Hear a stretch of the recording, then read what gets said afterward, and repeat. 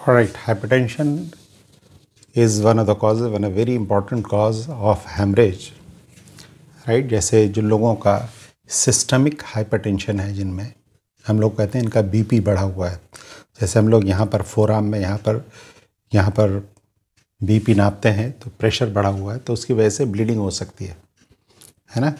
जैसे systemic hypertension की वजह से नाक से ब्लड आ सकता है या ब्रेन के अंदर ब्लीडिंग हो सकती है, तो हेमरेज हो सकता है। It is a very important cause systemic hypertension, जिसे लोग कहते हैं बीपी की शिकायत है। या पल्मोनरी हाइपरटेंशन है। पल्मोनरी आर्टरी जो कि लंग्स के अंदर जाती है, लंग्स के अंदर जाएगी, उसके पल्मोनरी आर्टरी में अगर पल्मोनरी सर्कुलेशन में अगर प्रेशर बढ़ा हुआ है तो इसकी वजह से ब्लीडिंग हो सकती है, हेमेटेमेसिस हो सकती है, पल्मोनरी हाइपरटेंशन। इसी तरह ये पोर्टल वेन है, तो पोर्टल वेन में जैसे लिवर में कोई बीमारी है ना, जैसे यहाँ पर लंग्स में बीमारी होती है, यहाँ पर लिवर में बीमारी है, और पोर्टल वेन में प्रेशर बढ़ा हुआ है, इसमें प्रेशर बढ़ा हुआ है, राइट। तो पोर्टल वेन का कनेक्शन जैसे इसोफेजियल वेन के साथ में भी है, तो ये प्रेशर यहाँ पर भी ट्रांसमिट होता है, जिससे यहाँ पे ब्लीडिंग हो सकती है। इसोफेगस के अंदर जो वेन है ना, वो फूल जाएंगी और उसमें ब्लीडिंग हो सकती है, हेमेटेमेसिस हो सकती है जो।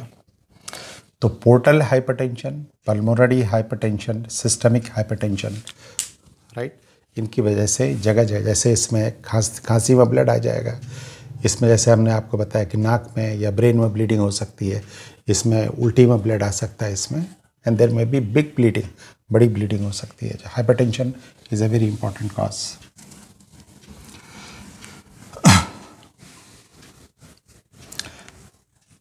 कभी कभी हेमरेज का जो कारण होता है वो कारण होता है लाइक कि किसी जगह, जैसे लंग्स हैं ये,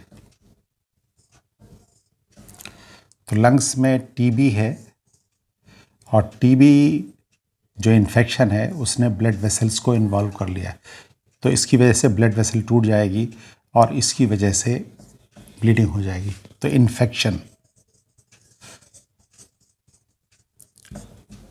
तमाम जगहों पर इन्फेक्शन की वजह से ब्लीडिंग हो सकती है, राइट। अब हाथ में अगर कहीं इन्फेक्शन हो जाए, मवाद पड़ जाए, वो फट जाए, तो उससे ब्लीडिंग हो सकती है। तो इसी तरह लंग्स हैं, ये एग्जाम्पल हमने लिया है कि अगर लंग्स में इन्फेक्शन है, जैसे टीबी है या निमोनिया है राइट, तो उसमें खांसते खांसते ब्लीडिंग हो सकती है, इन्फेक्शन की वजह से ब्लीडिंग। कभी कभी ट्यूमर्स होते हैं, कैंसर्स होते हैं, राइट। जैसे स्टमक में मान लीजिए ट्यूमर है, कैंसर है, इससे ब्लीडिंग हो गई, राइट। तो बिकॉज जो ट्यूमर है, तो ट्यूमर के अंदर भी ब्लड वेसल्स होती हैं,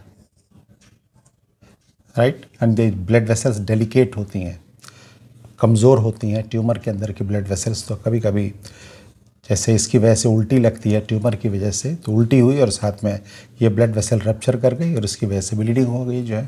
तो another tumour, another cause is tumour, right, है ना। जैसे ब्रेन में ट्यूमर है, तो ब्रेन में ट्यूमर है, तो ब्रेन में ट्यूमर की वजह से लोगों, किसी में अगर है अनफॉर्चुनेटली, तो उसको सर में दर्द होता है, तो किसी दिन इस ट्यूमर के अंदर जो ब्लड वेसल है ये रप्चर अगर कर गई, तो इसके रप्चर होने की वजह से अचानक ये ट्यूमर गुब्बारे की तरह फूल जाएगा और मरीज़ को भयंकर दर्द होगा, सर में उल्टी आने लगेगी। तो ट्यूमर था ये, जैसे स्टमक का ट्यूमर है, ब्रेन का ट्यूमर या इंटेस्टाइन में ट्यूमर, जगह जगह पर ट्यूमर की वजह से ब्लीडिंग हो सकती है जब, because if they involve the blood vessel, या जैसे यहाँ पे तो इन्फेक्शन था, ब्लड वेसल्स को इन्वॉल्व कर लिया, यहाँ पे ट्यूमर की जो ब्लड वेसल है, राइट, वो ट्यूमर की ब्लड वेसल्स कमज़ोर होती हैं, कभी कभी वो फट जाती हैं और उसकी वजह से ब्लीडिंग होती है। और कभी कभी ट्यूमर्स भी जो होते हैं वो ब्लड वेसल्स को इन्वॉल्व कर लेता है, जैसे टंग का कैंसर है, तो टंग का कैंसर अगर टंग की आर्टरी को इन्वॉल्व कर लेता है तो उसमें ब्लीडिंग हो जाती है जो। तो ट्यूमर इज़ अनदर कॉज।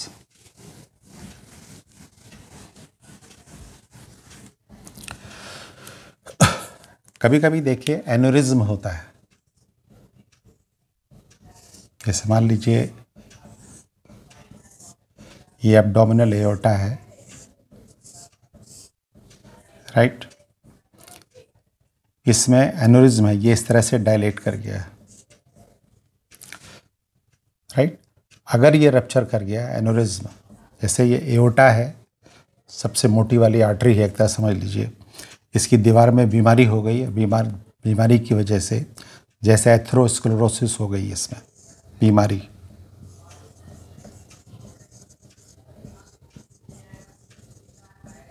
ये बहुत बड़ा नाम है एथेरोस्क्लेरोसिस।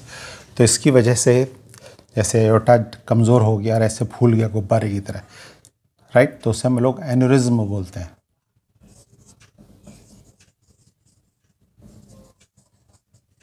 अब ये एन्यूरिज्म रप्चर कर गया तो रप्चर करने से ब्लीडिंग हो जाएगी, बहुत सारा ब्लड बाहर निकल जाएगा। ऑलराइट। इसी तरह से कभी कभी ऐसा होता है जैसे आर्टीरियो वेनस मैलफॉर्मेशन है,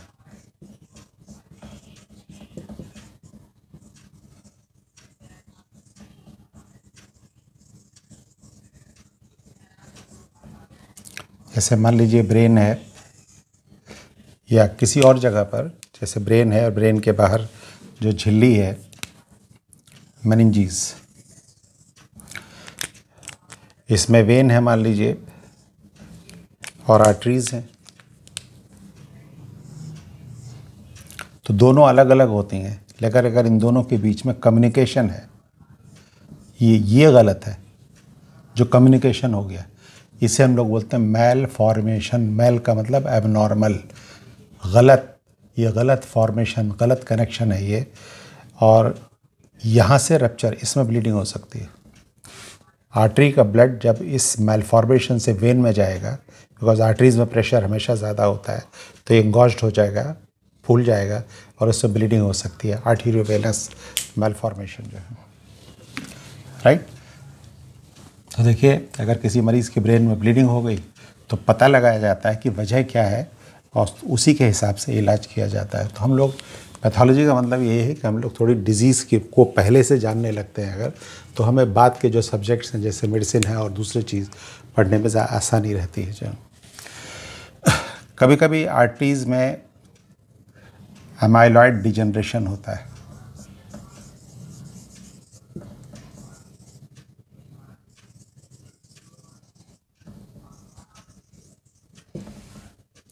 जैसे आर्टरीज की जो दीवार है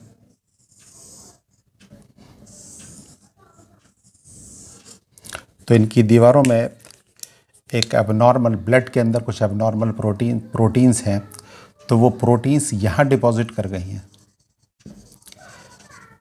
तो ये एबनॉर्मल प्रोटीन्स हैं जो ब्लड वेसल्स की दीवार में डिपॉजिट कर गई हैं, राइट। इसे अमाइलॉइडोटिक एंजियोपैथी भी कहा जाता है। एंजियोपैथी, एंजियो का मतलब होता है ब्लड वेसल में, पैथी मतलब डिजीज़ की अवस्था क्रिएट हो गई और इसकी वजह से ये कमज़ोर पड़ने लगती, डिजनरेट करने लगती हैं और ये ब्लीड कर सकती हैं, राइट। तो देखिए amyloidotic angiopathy is a very important cause of intracerebral haemorrhage. जो ब्रेन में हेमरेज होता है उसका एक बहुत ही इंपॉर्टेंट कारण होता है अमाइलॉइडोटिक एंजियोपैथी जो है, राइट। ऑलराइट। इसके अलावा जो और कॉजेज़ होते हैं, जैसे हम लोगों ने पढ़ा था कि जो बोन है, बोन,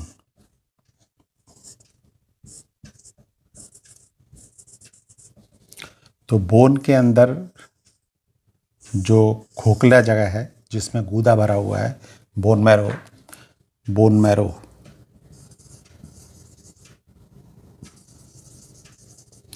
जहाँ से आरबीसी, डब्ल्यूबीसी, प्लेटलेट्स बनकर यहाँ निकलते हैं जो है। तो अगर किसी भी वजह से अगर प्लेटलेट्स की संख्या कम हो गई, थ्रोम्बोसाइटोपिनिया, प्लेटलेट्स को थ्रोम्बोसाइट्स भी बोलते हैं। थ्रोम्बोसाइटोपिनिया का मतलब थ्रोम्बोसाइट्स की, पीनिया का मतलब कमी हो गया, तो ऑब्वियसली इसकी वजह से ब्लीडिंग हो जाएगी जो। इसी तरह बोन मैरो में कोई बीमारी है, बोन मैरो डिजीज़ है, इसमें there is some disease in the bone marrow, right. तो उसकी वजह से जैसे प्लास्टिक एनीमिया है या ल्यूकीमिया है, बोन मैरो में प्रॉब्लम है, तो यहाँ आरबीसी, डब्ल्यूबीसी, प्लेटलेट सभी की संख्या कम हो जाएगी।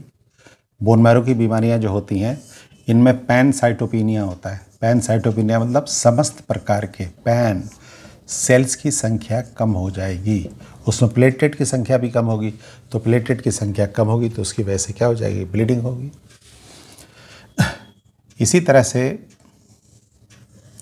लिवर है, लिवर में कोई बीमारी है, जैसे एक आदमी के लिवर में कोई इन्फेक्शन था या आदमी शराब पीता था, उसमें सिरोसिस हो गई, तो सिरोसिस की वजह से इसकी क्लॉटिंग फैक्टर बनाने की क्षमता कम हो गई। तो क्लॉटिंग फैक्टर्स अगर कम हो गए तो क्लॉटिंग फैक्टर्स एंड प्लेटलेट्स मिलकर ही तो राइट ये दोनों मिलकर ही ब्लीडिंग को रोकते हैं। तो अगर इसकी कमी हो गई तो इसकी वजह से भी ब्लीडिंग हो सकती है। So liver diseases can also cause bleeding, contribute to the bleeding जो है, राइट। तो थ्रोम्बोसाइटोपिनिया, लिवर डिजीज़ की वजह से, क्लॉटिंग फैक्टर्स की कमी, इनकी वजह से भी ये प्रॉब्लम हो सकती है जो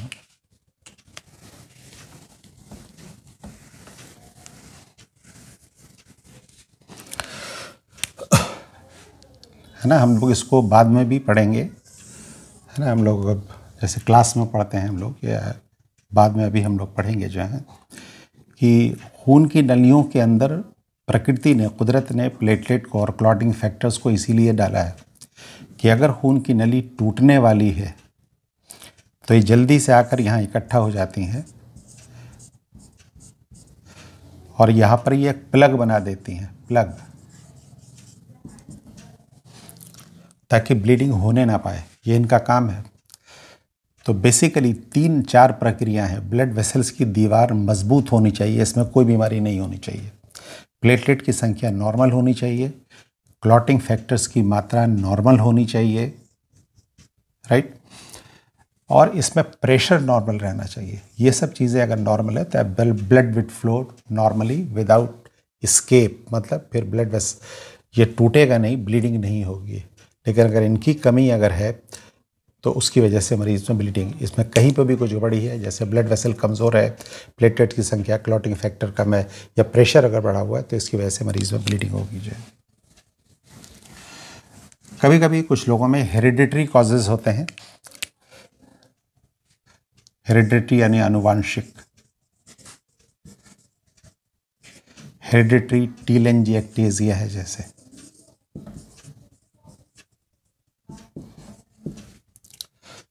राइट। जैसे हेरिडिटरी का मतलब ख़ानदानी प्रॉब्लम है कि जो ब्लड वेसल्स होती हैं, खून की नलियाँ, जैसे ये ब्लड वेसल है, इसकी ये ब्रांचेस हैं, इसकी जो ब्रांचेस हैं ये, तो एकदम इसकी जो आखिरी पार्ट है एकदम टेली यानी दूर की, एनजी का मतलब ब्लड वेसल, टेली का मतलब दूर की, एक्टेजिया का मतलब वो डायलेट कर गई है। It can be seen on the face, जैसे बॉडी में दिखाई देगी, स्किन में दिखाई देती है, लाल लाल दिखाई देते हैं ऐसे या ये अंदर जीआईटी में होती है, लंग्स के अंदर होती हैं, तो ये दे कैन ब्लीड। जैसे लंग्स में अगर रप्चर अगर कर गई तो मरीज़ को खांसी आएगी और ब्लड आ जाएगा, या जीआईटी में ब्लीडिंग हो सकती है। बाहर स्किन में ये इस तरह से दिखाई देती हैं, इसे हम लोग बोलते हैं हेरिडिटरी टीलेंजिएक्टेजिया, राइट। तो these are some of the causes, very important causes, जिनकी वजह से लोगों में क्या होते हैं, जो हेमरेज होते हैं। Thank you.